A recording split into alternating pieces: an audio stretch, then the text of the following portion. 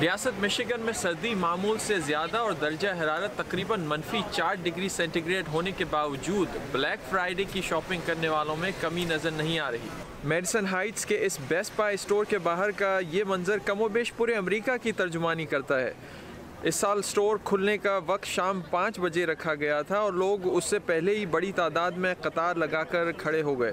वैसे तो ये तमाम स्टोर जुमेरात देर रात तक खुले रहते हैं और जुमे के दिन भी स्पेशल सेल्स रहती हैं, लेकिन इस दिन की जो सबसे मशहूर शॉपिंग कैटेगरी है उसे डोर बस्टर डील्स कहा जाता है। कुछ लिमिटेड आइटम्स पर भारी मिकदार में डिस्काउंट दिया जाता है, जिसकी वजह से लोग स्टोर्स खुलने से पहले ही यहाँ पहुँच जाते हैं।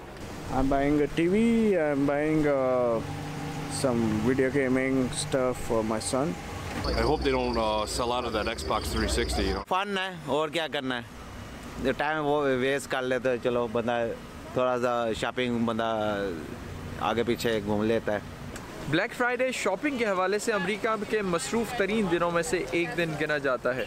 फॉर्च्यून मैगजीन के एक अंदाजे के मुताबिक इस साल सिर्फ ब्लैक फ्राइडे के दिन तकरीबन $6 अरब की सेल्स मुतवक्को हैं। Aftab Borka, Urdu VOA, Madison Heights, Michigan.